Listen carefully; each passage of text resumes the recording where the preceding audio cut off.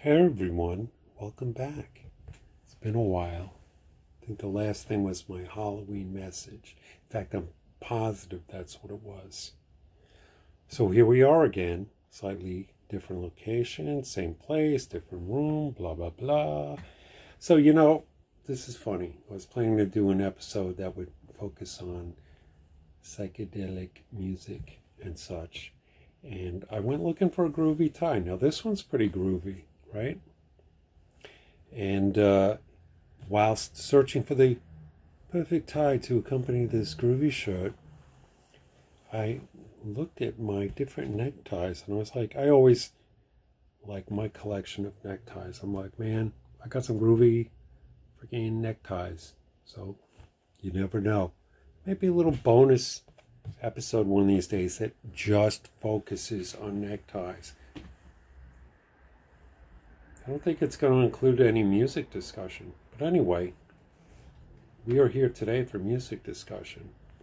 So I guess the main point, if there ever is one, is, okay, you have your standbys of, psychedelic music that's 60s era tinged psychedelia, right? We have the ever popular Pink Floyd first one, right? And then we have more nouveau people. Actually, this is another 60s one. Let me get to this. Hopefully the sticker is not on the booklet. Okay, this is the Pretty Things, the 60s band The Pretty Things, using an alias, the Electric Banana. Well worth seeking out. And just as a side note, this is a good segue, unintentional, was the lead-off song on the first Plastic Land album is Alexander, a cover version of the Electric Banana, the aforementioned Electric Banana. The connection between Plastic Land and the Pretty Things remains.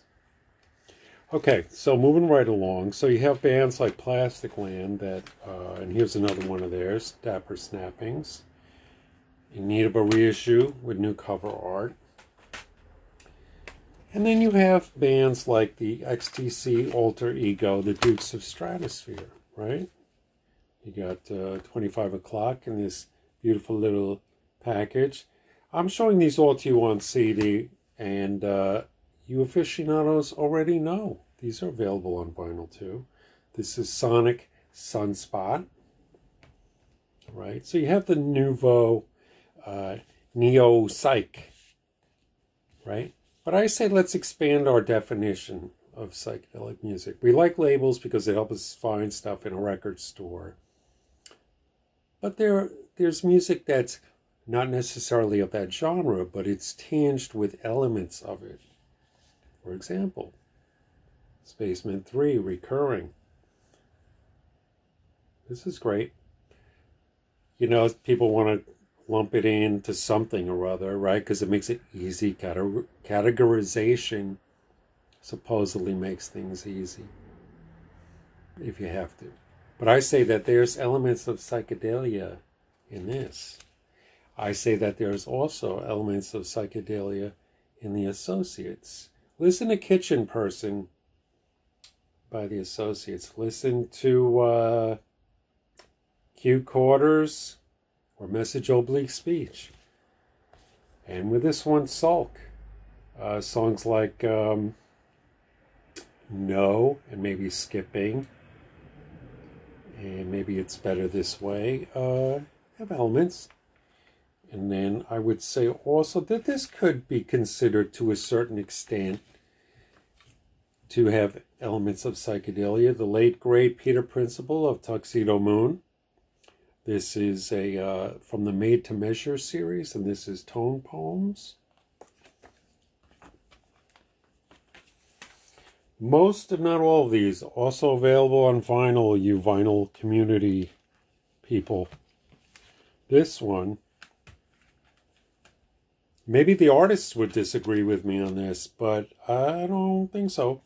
But this one is Bill Nelson, another fabulous CD of his Atom Shop. There's elements of this, to me, that have a an air of psychedelia, which could be under discussion. Another one that I couldn't find at the time of making this video is the Elvis Costello and the Attractions CD album, vinyl LP album of Imperial Bedroom, which makes me think of elements that could constitute psychedelia, such as stream of consciousness lyrics or singing, music that bleeds from one song into another, kind of a sonic overlap,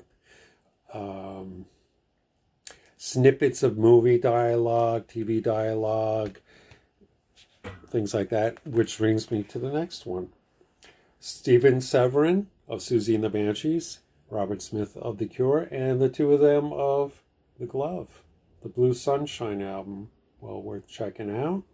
Hopefully they'll reconvene at some point and do a sequel album. You never know. We have Sonic Boom with his All Things Being Equal, and there's a remix CD of this that I should check out as well. This is fantastic, and continues along with his great, vast musical output. We have Alan Vega's solo album, Zhang Prang. This is pretty wild, and there's elements that could be construed as a mild psychedelic sort of thing. And then the ever-popular Loop spin-off group, Maine. Actually, they're kind of obscure, but that does not lessen their greatness at all. This is their album, Motion Pool. Well worth checking out. I think I've covered everything for today. And one of these days, you shall see the neckties. And I'm going to put psychedelic effects on this too. Until next time, I have a lot of part 2s to catch up with for black and white album art. What were the other ones? I don't know. Get to them. Bye-bye.